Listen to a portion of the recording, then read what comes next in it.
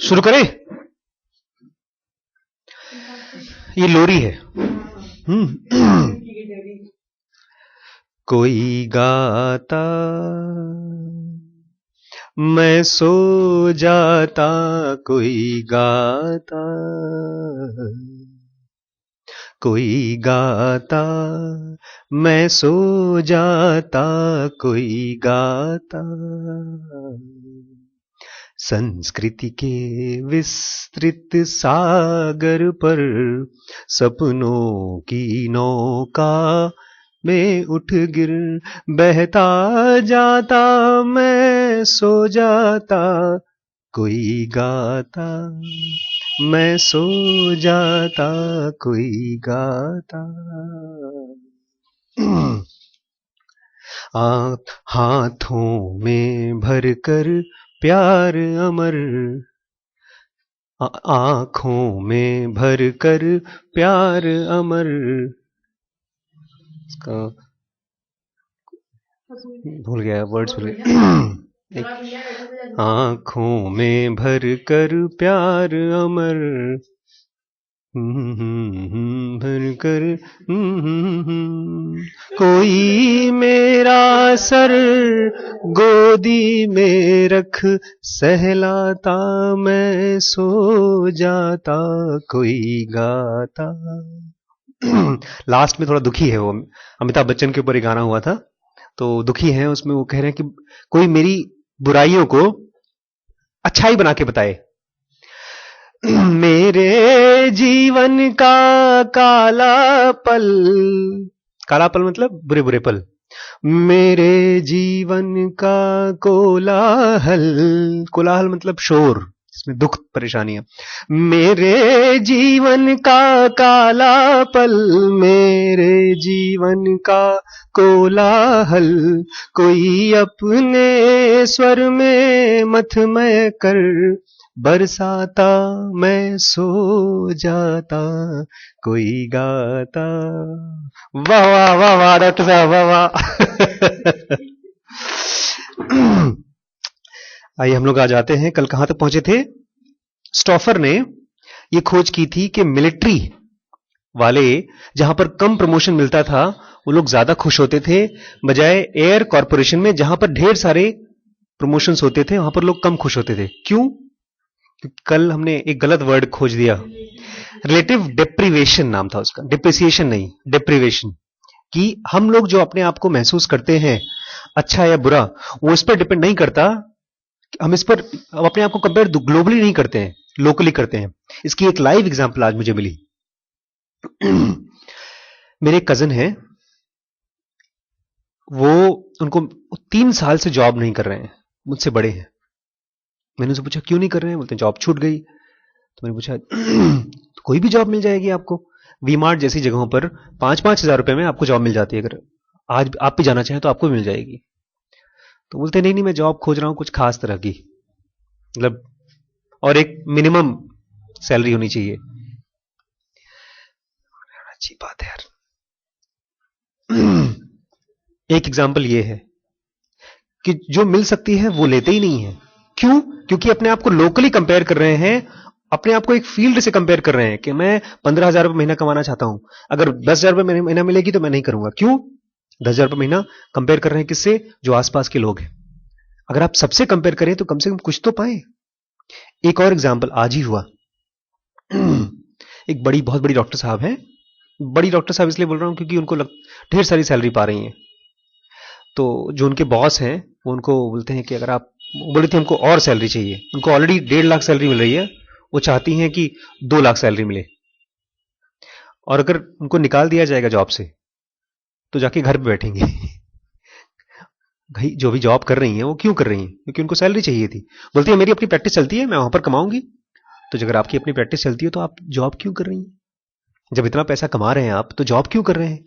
तो एटीट्यूड, लोग जॉब में ना एटीट्यूड दिखाते हैं। एटीट्यूड समझते हैं? हमको इससे फर्क नहीं पड़ता है। नहीं पड़ता तो फिर क्यों कर रहे हैं आप जॉब? तो जो भी एटीट्यूड दिखाते हैं हम, that is because of relative deprivation. थोड़ा सा इसको और समझेंगे तब थोड़ा समझ में आएगा।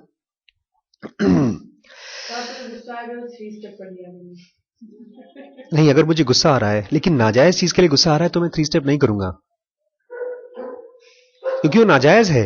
अगर मेरे कमरे में यहां पर सफाई नहीं हो रही है या मेरा सामान कोई खराब हो रहा है, तो मैं चलो गुस्सा ठंडा कर लूं और उसको काम वाली को बोलूं कि कोई बात नहीं आंटी, तुमको करना है तो करो, मत करना हो तो मत करो। सोचिए, आप बीमार हैं, आपकी मम्मी बीमार है, आपका पापा बीमार है, और डॉक्टर साहब बैठे टीवी देख रहे हैं अपने लैब में, अपने क्लिनिक में, और तुमको बोल रहे हैं बाहर बैठो बेटा। तुम गुस्सा हो रहे, अरे मेरी मम्मी मर रही है, जान बचाओ उसकी। अरे बेटा, पहले सीरियल तो खत्म हो जाए मेरा, देख रहे हो क्योंकि सास भी कभी बहू में, सास की जान जा रही है, तुम्हारी मां की हम जान क्यों बचाएं? जो सही काम है उसके लिए तो गुस्सा आना चाहिए ना। और ये गुस्से का मतलब गुस्सा नहीं है, गुस्से का मतलब है आप उस काम को खत्म करने के लिए एनर्जी आनी चाहिए।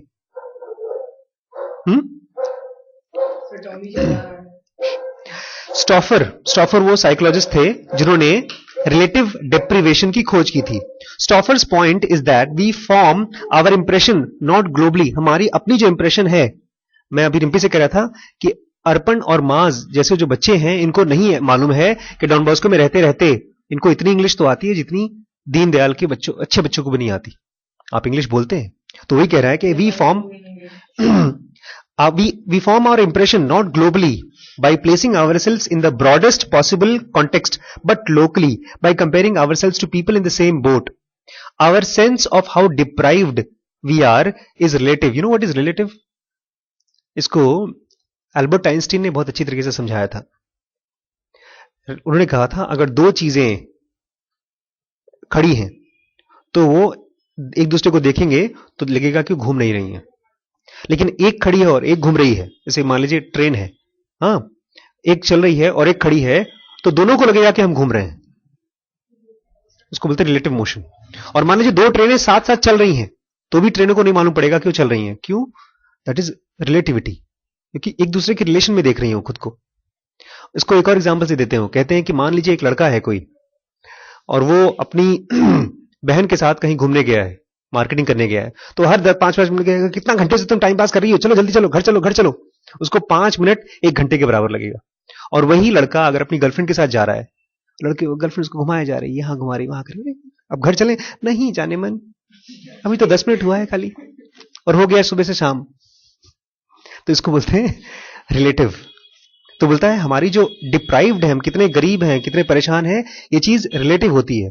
This is one of those abbreviations that is both obvious and deeply profound. ये बहुत गहरी चीज है जो उन्होंने खोजी है।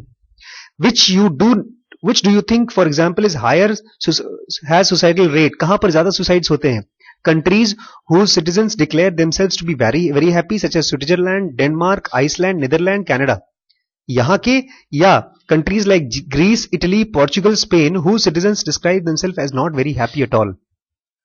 जिस कंट्री में, ग्रीस में और स्पेन में लोग कहते हैं कि हम लोग दुखी हैं ज्यादातर, और वहीं पर उनके यहां स्टडी हुई है भाई, ढेर सारे लोगों से इंटरव्यू लिया गया, तो ज्यादातर लोग बोलते हैं कि हम दुखी हैं। और वहीं पर डेनमार्क और स्विट्जरलैंड के लोगों से पूछा गया तो उन्होंने कहा हम ज्यादा खुशी हैं। तो बताइए कहां पर ज्यादा सुसाइड होते होंगे? जहां लोग ज्यादा दुखी हैं कि जहां ज्यादा खुश हैं? आप बताइए। दुख, दुखी,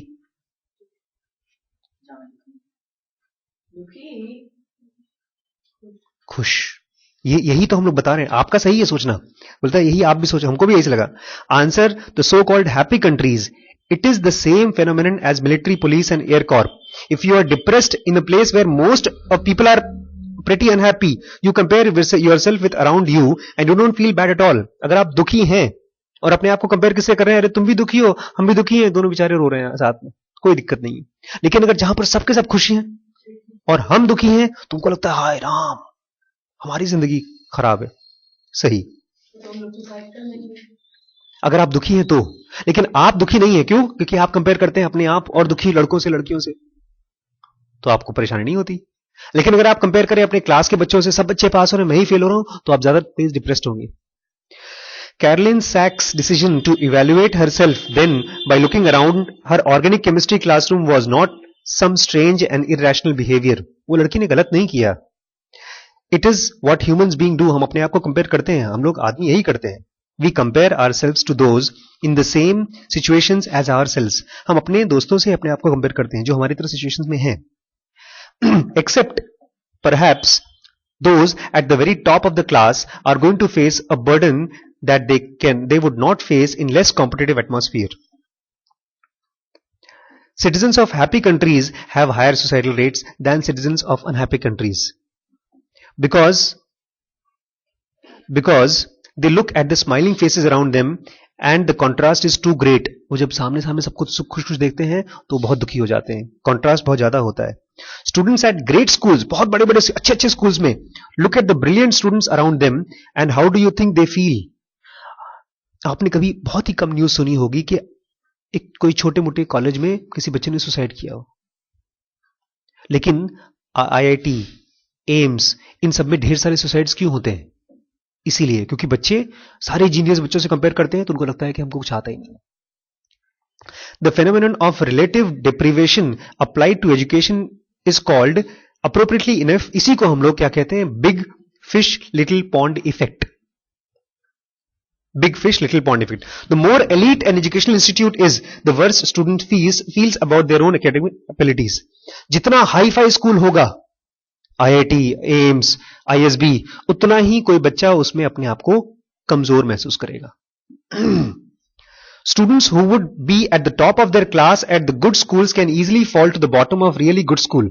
आप अपने स्कूल में टॉप में हैं तो वेरी गुड स्कूल में जाएंगे तो आप बॉटम में गिर जाएंगे. Students who would feel that they have mastered a subject at a good school can have the feeling that they are falling further and further behind in a really good school. अगर आप good school में किसी subject में आगे बढ़ रहे हैं तो आप महसूस करेंगे रियली गुड स्कूल में आप पीछे जा रहे हैं. And that feeling, as subjective and ridiculous irrational it may be, कितना भी अजीब गरीब सिचुएशन है, अजीब फीलिंग है, इट मैटर्स. इससे फर्क पड़ता है. अगर आप यहां पे बैठे हैं और मैं आपको रोज रोज फील कराऊं कि तुम्हें कुछ नहीं आता, तुम्हें कुछ नहीं आता, उस दिन माज को मैंने फील करा दिया तो माज अब नहीं आ रहा है. How you feel about your abilities, your academic self-concept in the context of classroom shapes your willingness to tackle challenges and finish difficult tasks. आप अपने क्लासरूम में कैसा फील करते हैं, इसी से आप के अंदर में विलिंगनेस आएगी किसी भी चैलेंज को फेस करने की. It is crucial element in your motivation and confidence. इसी से बच्चे मुझसे पूछते हैं सर कॉन्फिडेंस कैसे आएगा. It is impossible for a Don Bosco child who is average और मीडियोकर टू फील कॉन्फिडेंट. क्योंकि आप, मैं कितना भी आप बच्चे फेसबुक पे आते होंगे, सर कुछ बताइए सर, कंसंट्रेशन कैसे बढ़े, कॉन्फिडेंस कैसे बढ़े, कुछ भी नहीं कर सकते क्योंकि मैं आपको 5 मिनट का एक सेंटेंस लिख के बताऊंगा, लेकिन आप बाकी 8 घंटे वहां पर रहेंगे. बच्चे आपकी, जो अच्छे अच्छे बच्चे आपको देखते ऐसे देखते हैं जैसे कि बल्कि देखते ही नहीं है. वो नहीं देखना इतना ज्यादा इफेक्ट करता है जितना 10 टीचरों का बोलना भी इफेक्ट नहीं करता आपको. The big fish little pond theory was pioneered by the psychologist Herbert Marsh. And to Marsh, the most parents and students make their school choices for the wrong reasons. ज्यादातर जो पेरेंट्स चूज करते हैं गलत reason से choose करते हैं. A lot of people think that going to the academically selective school is going to be good. अगर आपने खूब अच्छे स्कूल को सिलेक्ट कर लिया तो बहुत अच्छा रहेगा. He said that is just not true. ये सच नहीं है. The reality is that it is going to be mixed. अगर आपने बहुत अच्छे स्कूल में, बहुत अच्छे कॉलेज में अपने बच्चे को डाल दिया तो उसका रिजल्ट मिक्स्ड होगा, अच्छा नहीं होगा. He went on, वो ये कहते हैं, when I was living in Sydney, there were a small number of selective public schools that were even more prestigious than the elite private schools. जो elite private schools हैं, मतलब बड़े बड़े जैसे आपके शेरवुड है, जिनकी फीस 3-3, 4-4 लाख रुपए है, और वहीं पर पब्लिक स्कूल हैं, पब्लिक स्कूल मतलब जो गवर्नमेंट से फंड होते हैं. The test to get into them were incredibly competitive. Public school में घुसने के लिए कंपटीशन बहुत मुश्किल था. So the Sydney Morning Herald, the big newspaper there, would always call me up whenever they are holding their entrance exam. जब भी entrance exam होता था तो इनको बुलाते थे साइकोलॉजिस्ट को. It would happen every year and there was always in this pressure to say something new. तो बोलते हैं मुझसे हर बार साल कुछ बोला जाता था कि आप माइक पकड़िए, कुछ बोलिए बच्चों से, पेरेंट्स से. So finally I just said, मैंने उनसे कहा, and maybe I shouldn't have, शायद मुझे कहना नहीं चाहिए था वहां पर. Well, if you want to see the positive effect of the elite schools in the self concept, अगर आप चाहते हैं कि बच्चों का अच्छे अच्छे बड़े बड़े स्कूल्स में अच्छा रिजल्ट आए, you are measuring wrong person. आप गलत आदमी की टेस्ट ले रहे हो. You should be measuring parents. आपको पेरेंट्स का टेस्ट लेना चाहिए. एकदम नई चीज हुई है, क्योंकि ज्यादातर पेरेंट्स को पता ही नहीं चलता कि उनका बच्चा कैसा महसूस कर रहा है। वो जब मोटिवेट भी करना चाहते हैं, जब बोलते हैं बेटा पढ़ोगे लिखोगे नहीं तो फेल हो जाओगे, जब ये सेंटेंस बोला जाता है तो उस बच्चे के दिमाग में क्या चलता है कुछ नहीं पता चलता उनको। मैं चाहता हूं जिन बंदों ये चीज सचिन और इमरान देखें। अभी क्या हुआ कुछ दिन पहले, परसों, ये वीडियोस मैं फ्रीली अपलोड कर देता हूं। तो चंदन को एक वीडियो मिल गया जिसमें मैंने कहा है कि मेरा पैशन जो है काउंसलिंग है और अल्ट्रासाउंड मेरा पैशन नहीं है। तो जो मैनेजर है हमारे यहाँ के, उन्होंने हमारे चेयरमैन को ये वीडियो भेज दिया, डॉक्टर साहब तो यहाँ जाओ जाओ अब छोड़ने वाले हैं, जाने वाले हैं। अब दिक्कत यह है मार्केट में रेडियोलॉजिस्ट कम है इस समय, और 2-3-4 साल का एक्सपीरियंस वाला रेडियोलॉजिस्ट और भी कम है। तो उन्होंने क्या किया, मैनेजर ने, चेयरमैन आगे सामने बैठे, मैनेजर यहां बैठे, मैं यहां बैठा, ये परसों की बात है। उन्होंने कहा डॉक्टर साहब अपने मुंह से बोल रहे थे, वीडियो में बोल रहे थे। मुझे बड़ा अजीब लगा, बेवकूफ आदमी क्या कर रहा है ये, मेरी नौकरी खाएगा ये। चालू कर दिया और उसमें मैं लेक्चर दे रहा हूं कि मेरा पैशन ये है वो है, ये सब बोल दिया। ये जब हो गया तो जॉब से तो निकालने वाले थे नहीं। क्यों? क्योंकि जॉब भाई कम है रेडियोलॉजिस्ट। समय अगर वो मुझे निकाल देते हैं तो कोई लखीमपुर में आकर जॉब करने वाला फिलहाल नहीं है, 2-3-4 महीने बाद मिलेगा। तो जो चेयरमैन थे बोलते हैं हाँ हाँ ठीक है, और कोई दिक्कत है तुम्हें? तुम्हें और कोई दिक्कत नहीं है ना? ठीक है जाओ जाओ तुम जाओ। फिर डॉक्टर साहब, उन्होंने मुझसे पूछा डॉक्टर साहब ये आप कब करते हैं काउंसलिंग? मैंने कहा सर शाम को 7 बजे जब मेरी छुट्टी हो जाती है तब मैं जाता हूं। उस समय बहुत से डॉक्टर्स जाते हैं दारू पीते हैं, बहुत से लोग वो खेलते हैं, पूल खेलते हैं, बहुत से लोग रेस्टोरेंट में जाते हैं, कुछ लोग टीवी सीरियल देखते हैं। मैं अपने बच्चों के साथ टाइम पास करता हूं, बच्चों के साथ काउंसलिंग करता हूं। तब हमको कोई दिक्कत नहीं, बात खत्म हो गई। तो ये चीज मैंने उन बच्चों को बाद में बुलाया, दोनों मैनेजर को। मैंने कहा मैनेजर तुम लोग क्या सोच के ये वीडियो भेज रहे थे उनको? क्या सोच के, जो तुमने जो सोचा था क्या वो रिजल्ट आया तुम्हें? ऐसे ही पेरेंट्स जब अपने बच्चों से कुछ कहते हैं तो ये सोच ही नहीं पाते कि जो मैं बोल रहा हूं उसका रिजल्ट उसके दिमाग में फीलिंग क्या आएगी, क्या थॉट चलेगा। एक बार मैं, कोई आप लोगों ने भी देखा होगा, मैंने बहुत बार क्लासेस में जब IESM बताता हूं तो जब मैं बच्चों को, लड़की का पापा है सौरभ तिवारी, वो विद्या दोनों पढ़ी हो रहा तो मैं क्लास में जब जाता हूं ना तो जब IESM के बारे में बताता हूं तो आई के बारे में तो बता देता हूं, ई के बारे में जब बताता हूं तो लोग सोचते हैं कि इमोशन, हाँ हाँ अच्छा इमोशन, लोग नहीं समझ। तो मैं तब से चिल्लाना शुरू कर दिया, ई माने ए चुप रहो, तो लोग डर जाते थे। मैंने कहा यही इमोशन है, तब लोग हंसते थे। तो जो आप बोल रहे हैं, उस जो आप कर रहे हैं उस बच्चे के ऊपर या उस आदमी के ऊपर या उस औरत के दिमाग पे क्या असर चल रहा है, ये चीज लोग नहीं स्टडी करते। What happened to Carolyn Sachs is all too common. ये बहुत ज्यादा होता है जो कैरोलिन सैक्स को हुआ। More than half of all American students who start out in science, technology and maths program, इसका नाम है STEM, अमेरिका में STEM, Science, Technology and Maths program, as they known, drop out after their first or second year. College में जाते हैं, science का programme लेते हैं, बाद में छोड़ देते हैं। Even though the science degree is just about the most valuable asset a young person can have in the modern economy. आज की डेट में अगर आपके पास साइंस के बैकग्राउंड है तो आपको जॉब आसानी से मिल जाएगी। आर्ट्स को और कॉमर्स के लिए जॉब्स कम है अभी, लेकिन फिर भी लोग छोड़ देते हैं। क्यों? Large number of would be STEM majors, जो स्टेम में मेजर हो सकते थे, पढ़ाई कर सकते थे, end up switching into arts या तो economics, where academic standards are less demanding, जहां पर पढ़ाई लिखाई कम डिमांडिंग है, and the course work less competitive, वहां पर कोर्स भी थोड़ा कम कॉम्पिटिटिव है। That's the major reason that there is such a shortage of qualified American educated scientists and engineers in the US. इसीलिए खान एकेडमी साइंस और maths पढ़ाने की कोशिश कर रहा है, क्योंकि लोग छोड़ रहे हैं science maths. To get a sense of who's dropping out and why, let's take a look at science enrollment of schools in the upstate New York and Hartwick College. It is a small liberal art college of some sort that is common in American Northeast. बोलते हैं हम थोड़ा सा आपको study दिखाएंगे कि लोग क्यों छोड़ रहे हैं। Here are all the Hartwick STEM major divided into 3 groups. बोलता है 3 ग्रुप में हमने बच्चों को डिवाइड किया है। STEM मेजर, जो STEM में साइंस और मैथ्स में प्रोग्राम लेने वाले हैं और उनका स्कोर है। टॉप जो ग्रुप है उनका स्कोर है मैथ्स में 569 आउट ऑफ 800।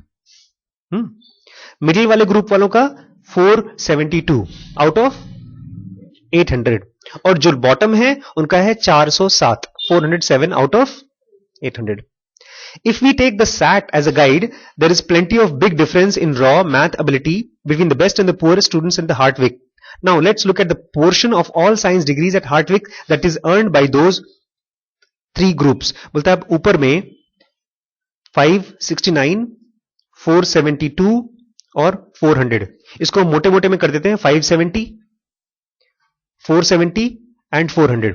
तो जो 570 है उसमें से कितने लोग डिग्री लेते हैं मैथ्स का? 55 लोग परसेंट. और जो 470 वाले हैं मिडिल वाले में से 27%, और जो बॉटम वाले हैं 17%.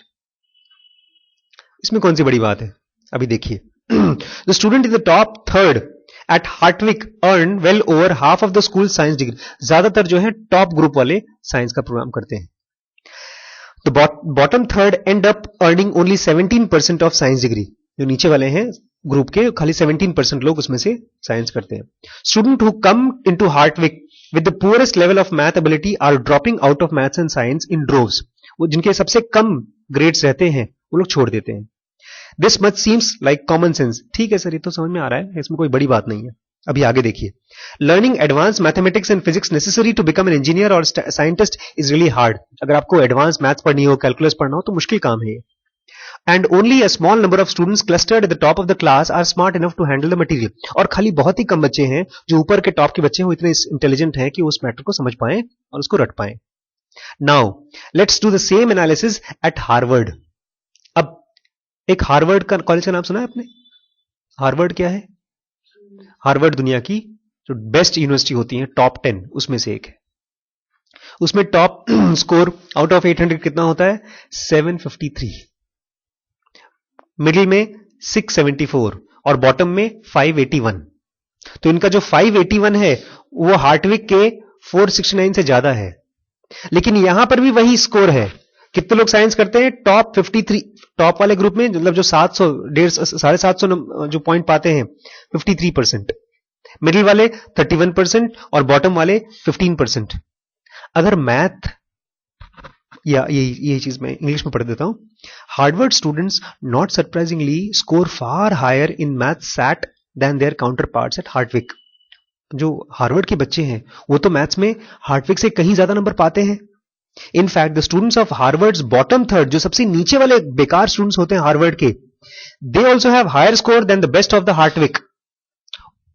नॉर्मल स्कूल के जो बेस्ट स्टूडेंट हैं हार्वर्ड के वर्स्ट स्टूडेंट उससे ज्यादा पाते हैं. If getting a science degree is about how smart you are, then virtually everyone at Harvard should end up with a degree, right? अगर कितनी इंटेलिजेंस है तो हार्वर्ड में जो भी घुसे उसको डिग्री मिलनी चाहिए, वो आगे पास होना चाहिए. At least on the paper, there is no one at Harvard who lacks the intellectual firepower to master the courseware.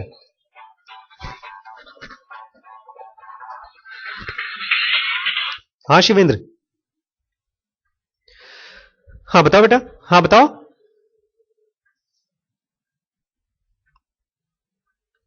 अभी मैं आपसे बात करता हूं 10 मिनट बाद बेटा.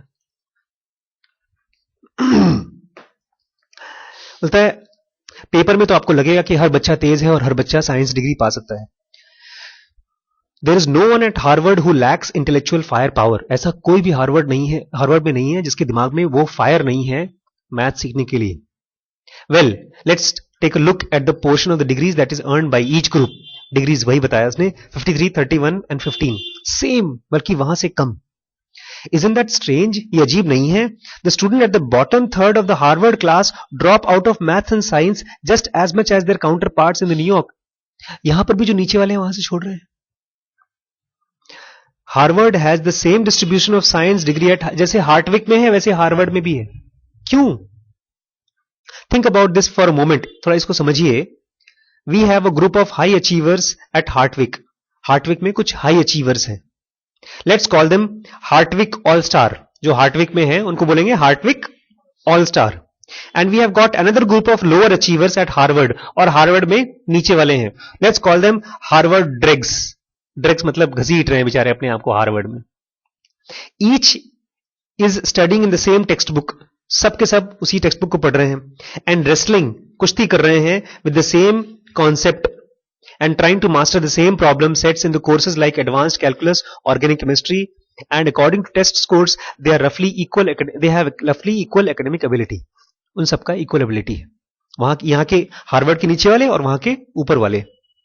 But the overwhelming majority of Hartwig all stars get what they want and end up engineering and biologists. लेकिन हार्टविक के जो टॉपर्स हैं वो बन जाते हैं बायोलॉजिस्ट और इंजीनियर्स. Meanwhile, और तभी हार्वर्ड ड्रैग्स, हार्वर्ड के पीछे वाले who go for the far more prestigious schools are so demoralized by their experiences that many of them drop out of science entirely and transfer to some non-science major. ये इतना demoralize हो जाते हैं. demoralize मतलब हताश. रोज जाते हैं college, रोज अपने सामने बच्चों को देखते हैं, अरे उनका हाथ उठ रहा है, हमको नहीं आता, उसको फटाफट आ गया, मुझे नहीं आता. हम लोग जब मेडिकल कॉलेज में पढ़ते थे, बॉम्बे में 8 कॉलेजेस हैं. जो बेस्ट कॉलेज है उसका नाम है जीएस, जे सेकंड बेस्ट माना जाता है. जिसको जीएस में मिल गया उसकी नाक तो 5 फुट लंबी हो जाती है और जो जेजे में गया उसकी नाक 4.5 फुट. और मेरा कॉलेज जो था वो ठीक ठाक सा कॉलेज था, बेचारा बहुत अच्छा नहीं था. मेरी किस्मत अच्छी थी, तो शायद मैंने छोड़ दिया होता मेडिकल.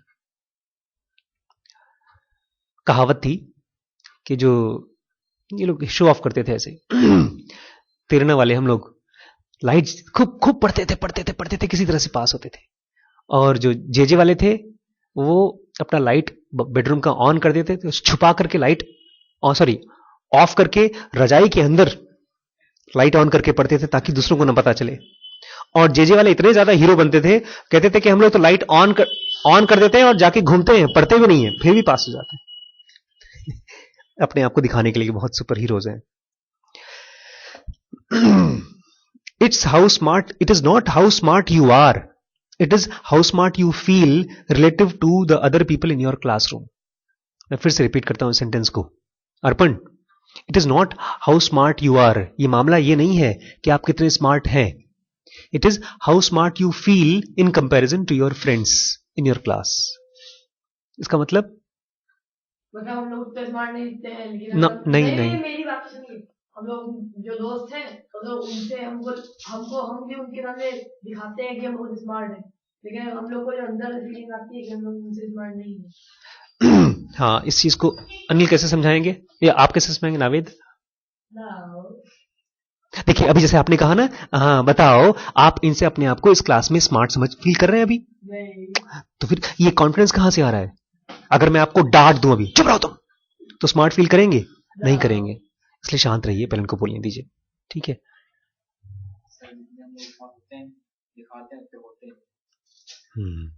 आप कैसे बताएंगे इस चीज को? नहीं बताएंगे. आप कैसे बोलेंगे इस चीज को?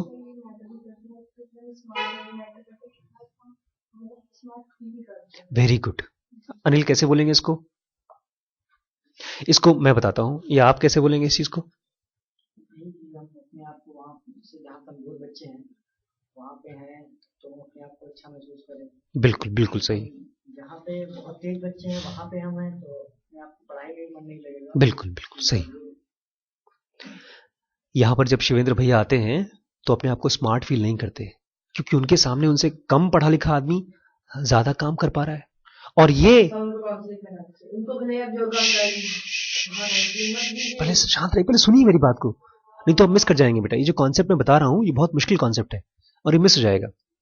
अगर आपको कभी एडमिशन लेना हो और आपका किसी अच्छे कॉलेज में एडमिशन हो जाए तो मत लीजिए, कम अच्छे कॉलेज में एडमिशन लीजिए, तब आपका ज्यादा अच्छा करियर बनेगा. यही बता रहा है.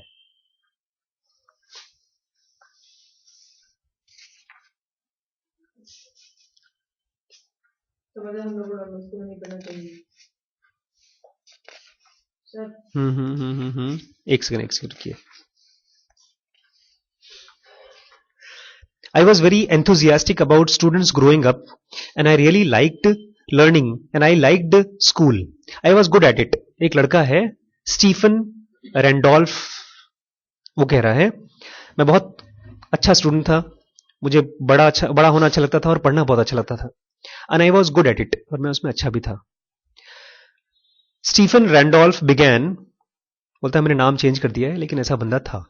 ही वॉज टॉल, लंबा था, विथ केयरफुली कोम्ड हेयर, उसके बाल अच्छे अच्छे थे, brown hair and neatly pressed khaki pants, और वो साफ प्रेस्ड पैंट पहनता था. I took high school algebra, मैंने हाई स्कूल में क्या लिया? एल्जेब्रा लिया. स्टार्टिंग इन 4th ग्रेड, चौथी में स्टार्ट किया था मैंने. Then I did algebra 2 in the 5th grade and geometry in 6th grade, geometry algebra 6 तक पढ़ा. By the time I got to middle school, I was going to high school for maths, for biology, chemistry and advanced placement US history. मतलब high school तक उसने maths लिया. I also went to local college starting in 5th grade, taking some math, but I did other science in 5th grade as well. मैंने local college में भी जाकर के मैं कभी कभी साइंस की क्लास और मैथ्स की क्लास अटेंड करता था. I actually think by the time I graduated high school, I had more than enough credits to immediately get a bachelor degree from University of Georgia. I am pretty certain of that. बोलता है इतनी ज्यादा मैंने पढ़ाई कर रखी थी कि मुझे किसी भी कॉलेज से अगर कोई एग्जाम देना पड़ता तो मुझे डिग्री मिल जाती. Every day from 1st grade until the end of the high school, Randolph wore a tie to the school. हर रोज टाई पहन के जाता था. It's kind of embarrassing. बोलता है शर्म भी आती थी थोड़ी मुझे टाई पहनने में. He said, it's kind of crazy, थोड़ा पागल. But I did, मुझे अच्छा लगता था.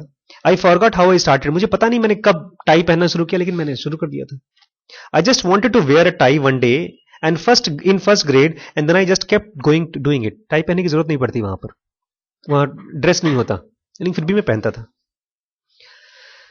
Randolph was valedictorian of high school class. His college admission test scores were nearly perfect. जब उसने कॉलेज में कंपटीशन का टेस्ट दिया तो जो स्कोर था उसका, शांत कोशिश करिए थोड़ी देर, जहां पर भी आपका मन जा रहा है, भटक रहा है, उसको थोड़ी देर के लिए फोकस कर लीजिए बेटा. उसको नीचे रख लीजिए, माले को नीचे. इससे फोकस नहीं बढ़ता, इससे फोकस कम हो जाता है ना. उसके जो स्कोर थे एंट्रेंस में वो नियर परफेक्ट स्कोर थे. He was accepted by both Harvard and MIT. उसका सिलेक्शन कहां हुआ?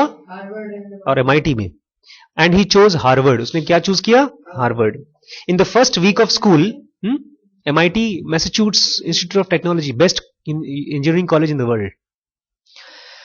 In the first week of school, he walked through Harvard and marveled at his good fortune. जब वो अंदर घुसा उसने अपनी किस्मत पर कितना खुश हुआ.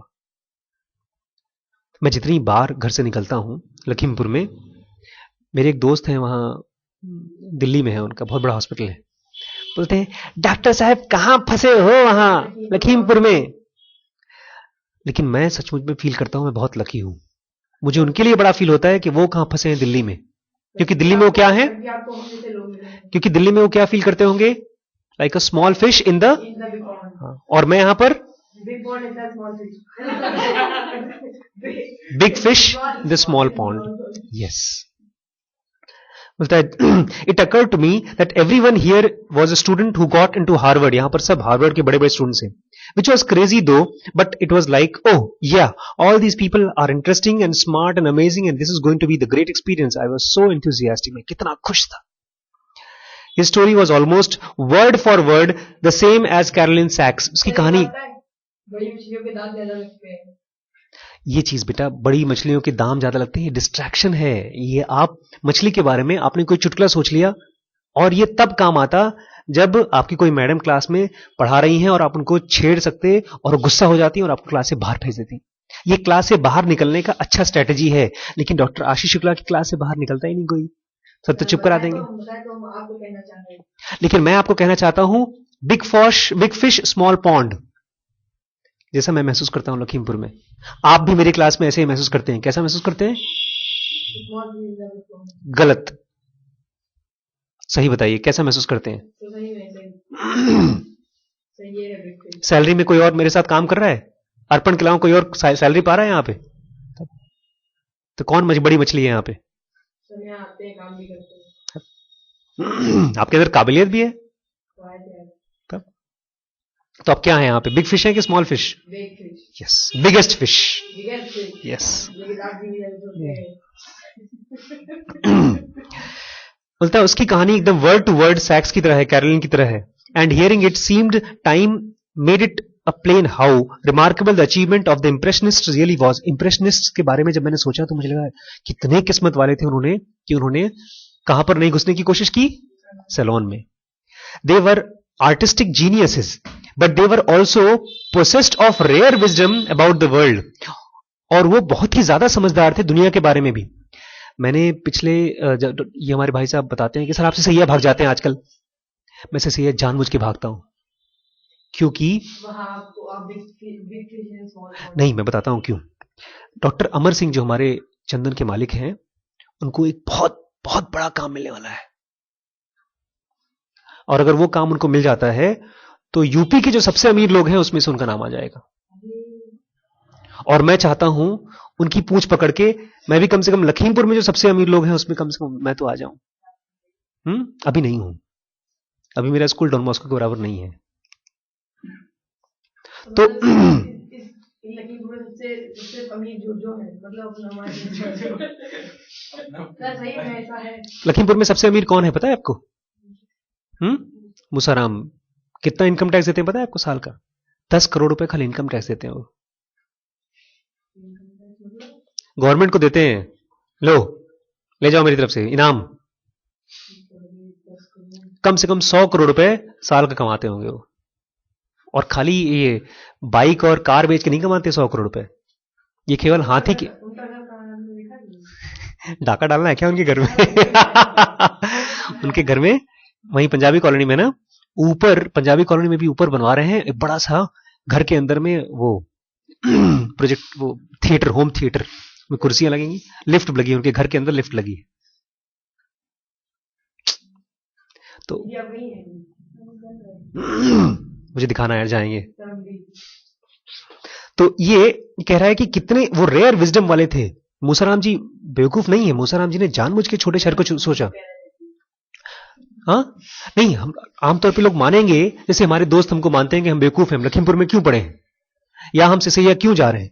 सिसैया हम इसलिए जा रहे हैं क्योंकि ये मैं अपॉर्चुनिटी की तरह देख रहा हूं. और वहीं पर मेरे पीयर्स, मेरे फ्रेंड्स डॉक्टर्स हैं, वहां बैठ के रो रहे हैं कि अरे यार सिसैया में क्या है, कुछ नहीं है, ना मॉल है, ना दुकानें हैं, कुछ भी नहीं है सचमुच में. लेकिन वो मुझे नहीं चाहिए. मुझे क्या चाहिए? अपॉर्चुनिटी चाहिए जहां पर मैं 100, 50, 200 मरीज देख सकूं और काम सीख सकूं. क्यों? ताकि मैं बिग फिश स्मॉल पॉन्ड में बन सकूं. वहां मेरा काम भी दिख रहा है. They were also people with rare wisdom about the world. उनकी दुनिया के बारे में एक रेयर विजडम थी. मुझसे इन्होंने पूछा, आपके जो हमारे चेयरमैन आए थे, बोलते डॉक्टर साहब क्यों आप टाइम वेस्ट करते हैं ज्यादा कर शाम को?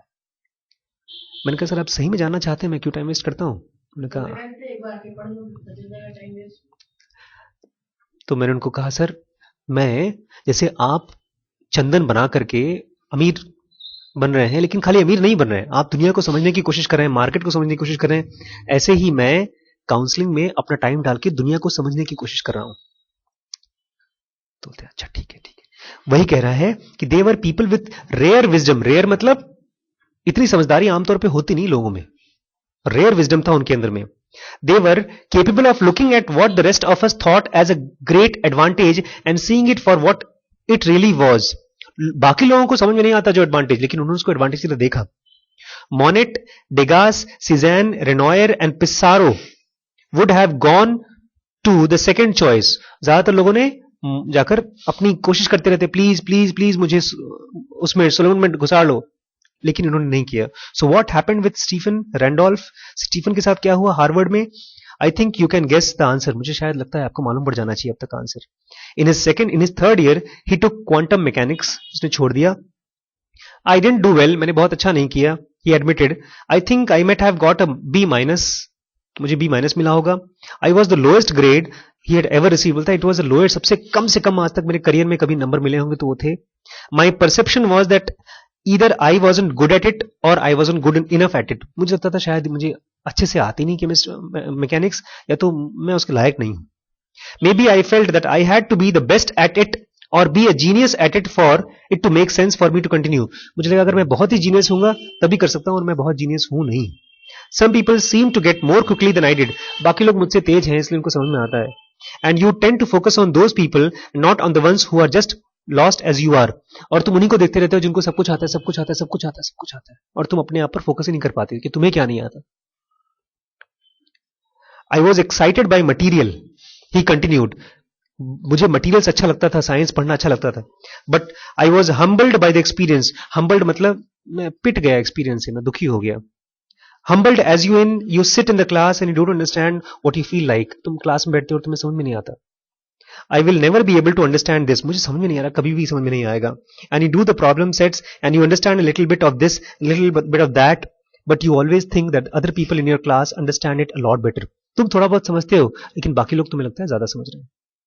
I think one of the things about Harvard is that there is so many smart people out there. It's hard to feel smart there. वहां पर आप smart feel ही नहीं कर सकते. He decided he couldn't go on. उसने decide किया कि मैं और नहीं पढ़ सकता. You know, there is something about solving math problem that's very satisfying. बोलते हैं maths का problem solve करने में बड़ा मजा आता है. आज मैम पूछ रही थी, आज पता है राम जी ने बड़ा कमाल किया. राम जी बड़े चालू आदमी है. क्या करते हैं पता है, जब इनके साथ कोई गाड़ी में बैठा रहता है उसको सुई लगाते रहते हैं, पंप करते रहते हैं. तो उन्होंने आज डॉक्टर साहब को पंप किया कि मैडम दीदी आप आईएएस की तैयारी करो और आप तो कर सकती हैं, ये कर सकते हैं. वो खूब खूब खूब पंप किया. डॉक्टर साहब का दिमाग हो गया. फिर वो आई, लैपटॉप खोला, आशु मैं आईएएस की तैयारी करूंगी. मैंने कहा ये भूत तुम्हारे ऊपर कहां से सवार हो गया. बोलती कर सकती हूं मैं आईएएस की तैयारी. निकल, लेकिन तुम्हें, तब मैं समझ गया राम जी के साथ गए थे, इन्होंने मुझे पान खिलाना शुरू कर दिया है और उनको आईएएस की तैयारी कराना शुरू कर दिया है ना. मुझे भी यही इन्होंने बताया है. सादा, बिल्कुल, सब शुरुआत सादे पान से होती है. देखो, एक बच्चे को झापड़ मारना सही है, फिर बाद में कान मुड़ाना सही है, फिर एक जोर से झापड़ मारना सही है, फिर मुक्का, फिर एक आध बार चक्कू को मार दो. बड़ी किस्मत अच्छी थी, दीदी ने देखा, और 33 साल की उम्र के ऊपर के लोग इम्तिहान नहीं दे सकते आईएएस का. बड़ी खुशी की बात है, नहीं दे सकती हो. नहीं, इसको समझिए मैं क्यों बोल रहा हूं. इसको सुनिए, ये कह रहा है कि मैंने रिम्पी को ये बताया कि रिम्पी अगर तुम पढ़ना चाहती हो कोई चीज तो पढ़ाई के लिए पढ़ो, ताकि तुम उससे लाइफ की प्रॉब्लम को सॉल्व कर सको. अगर तुम इम्तिहान के लिए पढ़ाई करोगी तो तुम जुआ खेल रही हो. जुआ कैसे? आपने इम्तिहान के लिए पढ़ाई किया, कंपटीशन पास किया, नहीं किया तो सारी पढ़ाई वेस्ट. लेकिन अगर मैंने एक बार ये किताब पढ़ ली तो मैं कम से कम बच्चे का करियर कैसे बनता है उसके बारे में जान गया. ये मेरा कैश है. समझिए, अगर मैंने एक किताब इसलिए पढ़ी क्योंकि मुझे किताब पढ़ने में मेरी अपनी पर्सनल प्रॉब्लम सॉल्व हो रही, तो वो ऐसा ही है जैसे मैं रसगुल्ला लाया और रसगुल्ला खा लिया. और एक बंदा है जो नहीं, वो तैयारी कर रहा है कि सर हम इम्तिहान देंगे. सर क्यों? सर इम्तिहान में जब पास हो जाएंगे तो मम्मी ने कहा है हमको एक रसगुल्ला खिलाएंगी. अरे जाओ भैया, तुम 2 रुपए का रसगुल्ला ऐसे खा लो. एक बार रविन्द्रनाथ टैगोर थे, वो शांति निकेतन उनका स्कूल था. रविन्द्रनाथ टैगोर जानते हैं कौन थे? हाँ, जनगण मन लिखने वाले. तो उनके यहां कुछ बच्चे पढ़ रहे थे और एक अर्पण था, वो बैठा हुआ था आम के पेड़ के ऊपर, और वो थोड़ा मेरी तरह सनकी टाइप के थे, इसको जो करना हो करे. मेरा स्कूल नहीं तो मैं तो आप लोगों को भी छोड़ देता, जाओ मौज करो. एक पेरेंट आया, गुरुजी, उनका नाम गुरुजी था, स्कूल में सब गुरुजी बोलते थे. तो गुरुजी ये कैसे पढ़ाते हैं आप? क्यों, क्या हुआ? बोलते वो लड़का देखो कितना अच्छा बच्चा है, अ से आम पढ़ रहा है, और वो देखो अर्पण को देखो ऊपर पेड़ पे बैठा हुआ है, आम के पेड़ पे चढ़ा हुआ है. बोलते हैं आपको उसकी चिंता हो रही है, मुझे तो इसकी चिंता हो रही है. उनका मतलब? बोलते हैं तो किताब में आम खोज रहा है, वो तो आम पा गया. ये तो अभी भी, अनिल तो अभी भी किताब में आम खोज रहा है. तो ये कह रहा है, स्टीफन रैंडोल्फ कह रहा है, you know there is something about solving math problem. Math problem solve करने में इट इज वेरी सेटिस्फाइंग. जब आप मैथ्स का प्रॉब्लम सॉल्व करते हो तो ये बहुत मजेदार चीज है. Randolph said at one point, an almost wistful look came over his face. You start with a problem that you may not know how to solve. तुम एक प्रॉब्लम सॉल्व करना शुरू करते हो, तुम्हें पता नहीं कैसे सॉल्व होगा, but you know there is certain rules and you can follow. तुम्हें पता है कोई रूल है, उसमें ठूस देंगे तो हो जाएगा. And certain approaches you can take. तुम ऐसे सोचते हो, ऐसे सोचते हो, and often during this process an immediate result is more complex than you started with. जो रिजल्ट आया खट से और मुश्किल, फिर और मुश्किल, and then finally the answer is there in front of you and then the final result is simple, answer खट से आ गया. And there is a certain joy in making that journey, और वो प्रोसेस में जाने में एक तरह का मजा है. Randolph went to the school he wanted, but did he get the education he wanted? वो स्कूल में तो गया हार्वर्ड में, लेकिन क्या उसको एजुकेशन मिला जो चाहता था? I think I am generally pleased with the way things turned around. बोलता है जो भी हुआ मेरी लाइफ के साथ ठीक ही हुआ, कुछ बुरा नहीं हुआ. Then he laughed, Hansa, little roughly. At least that's what I tell myself. मैं अपने आप को बताता हूँ जो हुआ कुछ कोई बात नहीं. At the end of his third year में उसने क्या किया जरा सा और है. Randolph decided to take the entrance exam for law school. उसने साइंस छोड़ दिया. After graduating, he took a job with law firm in Manhattan. उसने जब पढ़ाई कर ली, लॉ करके कहां चला गया वो? बंद कर दीजिए. लॉ फर्म में जॉब कर लिया. बोलता है आई डू टैक्स, आजकल मैं टैक्स भरता हूं गवर्नमेंट के लिए. It's funny, there are fair number of maths and physics majors who end up tax law. बहुत से लोग ऐसे हैं जो लोग घुसते हैं मैथ्स के लिए और साइंस के लिए, लेकिन करते क्या है? Tax law. इसको खत्म करने के पहले 5 मिनट और बताना चाहूंगा मैं आपको. नहीं, मेरे पास 5 ही मिनट हैं. वो ये कि जब आप पढ़ाई कर रहे हैं, आप ये सोचने की कोशिश करिए उस किताब को पढ़ते पढ़ते कि ये बंदा किस प्रॉब्लम को सॉल्व करने की कोशिश कर रहा है. और तब इसी उम्र में क्लास 9 से ही आपको ये मालूम पड़ जाएगा कौन से बेवकूफ राइटर हैं, कौन से अच्छे राइटर्स हैं. Yes. बहुत से लोग ऐसे हैं जो फेक हैं. अभी बैठ जा. बहुत से ऐसे हैं जो फेक हैं. उन्होंने किताबें लिखी हैं और उसका कोई फायदा नहीं. मैंने कम से कम 25 ऐसी किताबें खरीदी हैं जो झूठी किताबें हैं. उन्होंने लिखा है आप किताब खरीदिए और आपकी मेमोरी 10 टाइम्स शार्प हो जाएगी, या आपकी स्पीड रीडिंग हो जाएगी, आपकी रीडिंग बढ़ जाएगी. मैंने करीब 40-50 हजार रुपये खर्च किया है. लेकिन मैं क्यों पढ़ता था और क्यों पढ़ता हूं? क्योंकि मुझे एक प्रॉब्लम को सॉल्व करनी है. जब आप प्रॉब्लम सॉल्व, और ये मैं खाली मैथ्स की प्रॉब्लम की बात नहीं कर रहा हूं, मैं लाइफ की प्रॉब्लम की बात कर रहा हूं. तो जब आप मैथ्स पढ़ रहे हैं, केमिस्ट्री पढ़ रहे हैं, आप ये सोचिए कि मैं बेसिकली लाइफ की प्रॉब्लम को सॉल्व करना सीख रहा हूं. और मैंने यही रिम्पी को कहा, रिम्पी अगर तुम 10 साल तक उन बुक्स को पढ़ोगी जो तुम्हें लाइफ की प्रॉब्लम सॉल्व करेगी, you will be far more richer than IAS officer, because IAS officer जुआ है. तो आप भी जुआ मत खेलिए. यहां 9 से लेकर 12 तक में आप ये मत करिए सर मैं ना आईआईटी की तैयारी कर रहा हूं, क्या करूंगा आईआईटी, उसके बाद देखता हूं. नहीं, अगर आपको मैथमेटिशियन बनना है, आपको मैथ्स अच्छा लगता है, तो आप मैथमेटिशियन बनेंगे. आप आईआईटी में नहीं पढ़ेंगे तो किसी और में पढ़ेंगे, किसी और नहीं पढ़ेंगे, छोड़ देंगे, घर पे बैठ के पढ़ेंगे यार. बट हम बनेंगे, जो बनना है वो बनेंगे. और क्या बनेंगे? जो अच्छा लगता है पढ़ने में. कोई मुझसे पूछता है आप क्या बनना चाहते हैं? जो मुझे अच्छा लगता है वो बनना चाहता हूं और मैं बन रहा हूं. आपको पता है मैंने डिग्री जो है, वो सामने जो डिग्री पढ़ी है, उसके लिए मैं एक भी दिन कॉलेज नहीं गया हूं. वो काउंसलिंग वाली, उसका पूरा बुक मैंने घर पे मंगाया. एक मिनट अर्पण, पूरी बुक मैंने घर पे मंगाई, उसको पढ़ा, इम्तिहान घर से दिया और डिग्री घर पे आ गई. और वहीं पर बहुत से बच्चे हैं जो काउंसलिंग में 4-4, 5-5 साल जाकर के इम्तिहान दिए हैं, कंपटीशन पास किए हैं, डिग्री लिए हैं, लेकिन जॉब नहीं मिल रही है उनको. और तब क्या कर रहे हैं? कुछ और जॉब कर रहे हैं. यहीं पर लखीमपुर में गवर्नमेंट हॉस्पिटल में काउंसलर की जॉब कर रही है मैडम, लेकिन काउंसलर का काम नहीं कर रही है, काम कर रही है गायनेकोलॉजिस्ट का दवाई का पर्चा मरीजों को समझाती रहती है. उम्र हो गई करीब 50 साल. लोग आते हैं उनके पास काउंसलिंग कराने के लिए, 1-2 बार के बाद छोड़ देते हैं. और आप सही कह रहे हैं, शिवेंद्र भैया काउंसलर नहीं बन सकते.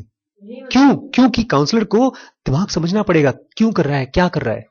So never study. बहुत इंपॉर्टेंट बात. मैं खत्म कर, 2 मिनट खत्म कर, उसका बताइए फिर रिकॉर्ड. आप ये समझिए, जब आप पढ़ाई कर रहे हैं, just try to enjoy it for 10, 15, 20 minutes, half an hour, and then close it and then play and then come back and again. क्या करने जा रहे हैं? अंग्रेजी के साथ मौज मस्ती करने जा रहे हैं. ठीक है, थैंक यू.